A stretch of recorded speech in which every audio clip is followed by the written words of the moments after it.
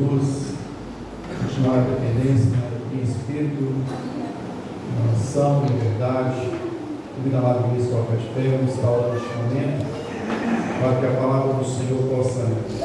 Deus abençoe vocês nesse momento, aos irmãos também que tocaram. Deus abençoe vocês, continue firme, levando essa mensagem cantada, tirada dentro do coração.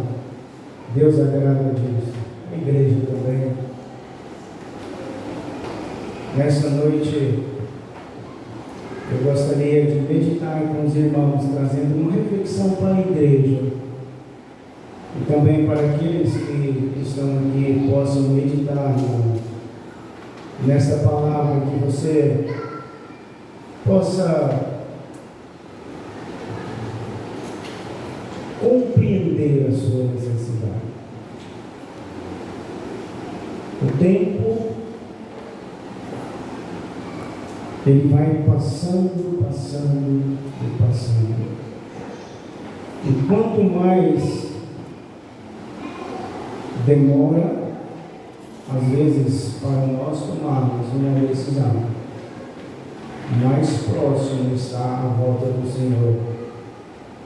O desafio, às vezes, será de dar tempo para que você se posicione para a eternidade com o Senhor.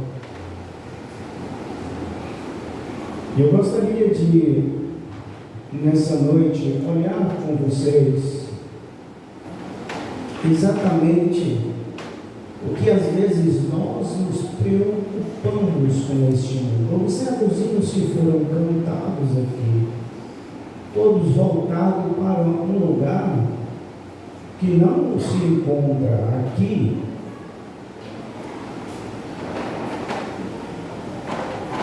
E nessa noite, espero que você analise da mesma forma que essas pessoas chegaram ao Senhor, mas que você tome atitudes diferentes. Vamos para Mateus, no capítulo 8. Nós vamos ler aqui o versículo 18, a partir do versículo 18. Mateus capítulo 8, a partir do versículo 18, nos diz assim: quando Jesus viu a multidão a seu redor, deu ordens para atravessar o lago. O mestre da Torá aproximou-se e lhe disse: Rabi, eu seguirei aonde você for.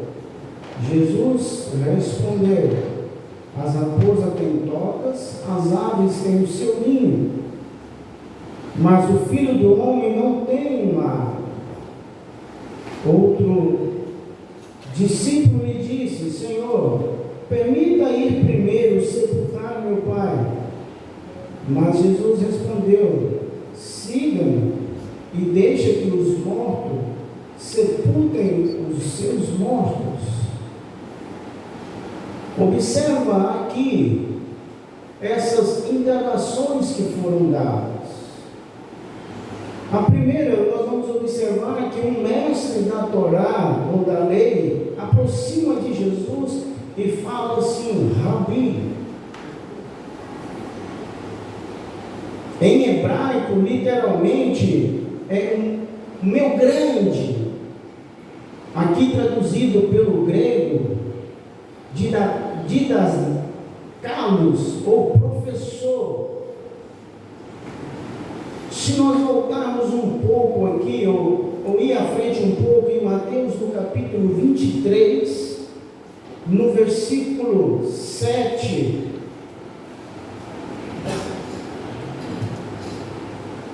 ele diz assim, de serem saudados nas praças e de serem chamados mestres.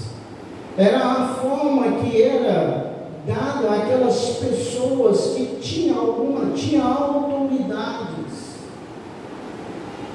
Por isso, então, que esse homem chega e expressa: olha, Rabi. E uma das coisas que nós podemos observar, que ensinar um discípulo era, às vezes, ou ainda é, uma tarefa principal dos rabinos, daqueles homens em Israel. Observa que na palavra, quando a palavra é mencionada como mestre, o ensinamento todo ele é dado de uma forma: olha, faz o que eu estou fazendo, anda de acordo como eu estou andando, segue a lei da forma que eu estou seguindo. E nós podemos também observar no versículo 20, que ele nos diz assim, do capítulo 8: e Jesus lhe respondeu: as raposas não têm tocas, e as aves do céu têm ninhos, mas o Filho do Homem, um título dado ao Messias, baseado lá em Daniel, no capítulo 7, e o versículo 13 e o versículo 14, em que o texto tem ali expressado no aramaico Ba-Enosh, ou também traduzindo no hebraico Ben-Adam, ou seja, filho do homem, ou então na expressão homem típico, homem ideal. E ele é expressado aquele que prepara para ser um homem, ou simplesmente homem. Se nós formos para Mateus no capítulo 1 e o versículo 1, ele vai falar sobre a genealogia de Jesus, o filho de, preparando. Mas nós também podemos observar, Jesus é tudo isso. Ele é um Messias, um homem típico, um homem ideal, uma pessoa preparada, tanto, ou seja, foi preparada tanto no céu quanto na terra para ser um homem perfeito. E agora nós podemos observar que Jesus refere-se a si mesmo por esse título, frequentemente, ressaltando sua total identificação com a condição humana, como ensina, nós podemos observar lá em Romanos, no capítulo 5 e o versículo 12, nós vamos ver: portanto, da mesma forma como o pecado entrou no mundo por um homem, pelo pecado a morte, assim também a morte veio a todos os homens, porque todos pecaram. Podemos observar também lá em Romanos, no capítulo 8 e o versículo 3, ele vai dizer assim: olha, porque aquilo que a lei fora incapaz de fazer, por estar enfraquecida pela carne, Deus o fez, enviando seu próprio Filho à semelhança do homem pecador, como oferta pelo pecado, e assim condenou o pecado na carne. O homem ideal, o homem típico para fazer uma obra perfeita. Mas nós podemos também observar aqui, quando nós olhamos lá em Filipenses no capítulo ele vai dizer assim: olha, tende em vós o mesmo sentimento, seja a atitude de vocês a mesma de Cristo Jesus. Próximo versículo. Que embora sendo Deus, não considerou que o ser igual a Deus era algo a que devia apegar-se. Próximo. Mas esvaziou a si mesmo, vindo a ser servo, tornando-se semelhante aos homens. Observa também esta forma que o Senhor Jesus Cristo veio a este mundo. Quando nós vamos para a carta escrita para os judeus messiânicos, lá em Hebreus, no capítulo 2, no versículo 5, a partir desse versículo, nós vamos ver que ele diz assim: porque não foi o anjo que Deus sujeitou ao mundo futuro, a respeito do qual estamos falando. Existe um lugar onde alguém deu este testemunho solene. Quem é o mero homem para te preocupar com ele? Ou o filho do homem para que zeles por ele com tanto cuidado? Tu o fizeste um pouco inferior aos anjos, e o coroaste com glória e honra, pondo todas as coisas em sujeição debaixo dos seus pés. E ao lhes sujeitar todas as coisas, não deixou nada que não lhe estivesse sujeita. Contudo, no momento presente, não vemos todas as coisas sujeito a ele, pelo menos ainda não. Entretanto, vemos Jesus, e de que fato foi feito por um curto período, inferior aos anjos, coroado com glória e honra, por ter oferecido a morte, para que pela graça de Deus ele pudesse provar a morte para toda a humanidade. Sabe, aqueles homens, a pergunta dele era: Senhor, olha, eu vou te seguir. O Senhor Jesus Cristo coloca para aquele homem as suas condições. E nos dias de hoje nós invertemos essas coisas. Senhor, eu vou te seguir, mas as condições são estas. E nós vamos observar exatamente desta forma que nós fazemos. E procuramos nos nossos dias de hoje algo que nos dá essa resposta e dá-lhe a confirmação do que eu estou falando está correta.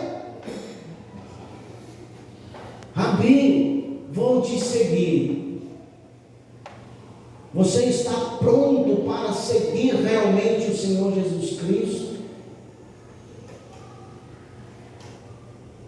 Eu e você estamos prontos para o desafio de testemunhar de quem é esse Cristo?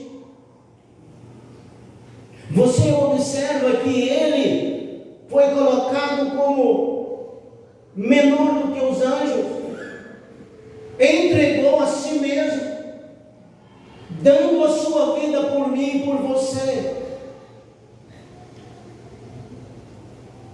E qual é essa resposta? E uma delas é: negue a si mesmo.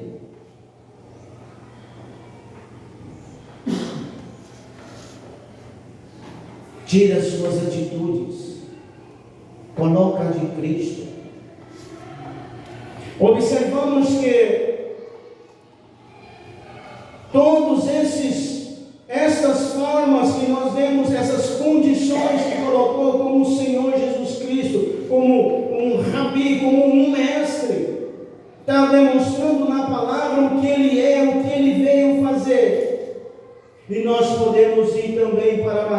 no capítulo 4 e o versículo 3. E ele nos diz assim: o tentador se aproximou-se e lhe disse: se você é o Filho de Deus, ordena que estas pedras se transformem em pães. Demonstrando mais uma vez quem era aquele Cristo, aquele Messias, Filho do homem, Filho de Deus. Mas uma coisa nós podemos observar aqui, e que eu e você precisamos ter cuidado, que o tentador, ele prova, ele conversa, ele faz o seu diálogo com o Senhor Jesus Cristo dentro da palavra. E às vezes nós queremos achar dentro da palavra justificativa para os nossos erros. Esse é o perigo. Esse é o cuidado que nós precisamos ter. Seguir o Senhor Jesus Cristo. Não vou dizer que é na questão de difícil, mas sim de uma forma eu quero, em condições. Basta negar a si mesmo. Porque o Senhor Jesus, o próprio Deus, não ia dar nada que eu e você não tivéssemos condições de fazer.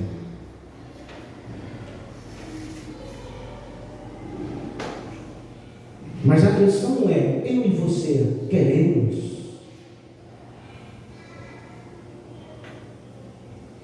Temos sede? Temos vontade de sermos servos do Senhor, ter a mente de Cristo? Observa também que ele vai expressar da seguinte forma no versículo 21. Nós vamos ver outra indagação aqui. No versículo 21 ele diz assim: outro discípulo disse: Senhor, permita ir primeiro fazer o quê? Sepultar o meu pai. Mas Jesus respondeu: siga e deixa que os mortos sepultem os seus mortos. Não suponha que esse discípulo esteja viajando com o Senhor enquanto seu pai estava em cadáver em casa. Nós podemos observar aqui que o pai ainda não estava morto e este esteve, e seu filho teria que estar em casa se ele estivesse morto. Mas observamos que quando ele expressa desta forma: olha, deixa eu ir lá sepultar o meu pai, nós vamos ver uma coisa aqui, uma prova que ele deveria, se o pai estivesse morto, ele deveria estar sentado em casa. Observa lá em João no capítulo 11 e o versículo 19, quando vai falar sobre ali Lázaro, o que Maria estava fazendo. Olha aí, versículo 19: muitos judeus tinham ido visitar Marta e Maria para confortá-las pela perda do irmão. Versículo 20: quando Marta ouviu que Jesus estava chegando, foi encontrá-lo, mas Maria ficou em casa, não saiu. Seria uma falta de respeito. A questão daquele jovem, ou daquele discípulo, daquele homem, era primeiramente nas coisas desse mundo. De repente, na herança, no seu bem-estar, ou até mesmo proporcionar-se uma estabilidade financeira, ou até mesmo esperar a velhice para servir ao Senhor. Deixe o Senhor eu sepultar o meu Pai. Nós podemos observar que talvez ainda por anos aquele homem estivesse vivo.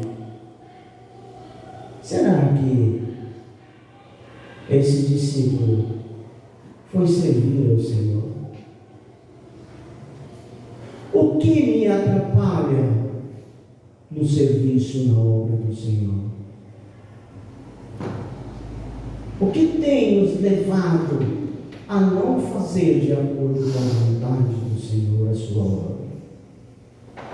O que tem deixado ou me faltado em não conseguir testemunhar a palavra do Senhor? Por que o expressar eis-me aqui é tão difícil? Sabe, quando aquele jovem rico chega à presença do Senhor: Senhor, o que eu preciso para herdar a vida eterna? O que está escrito lá, né? Não, honra o pai e mãe. Não, olha, isso tudo eu já faço.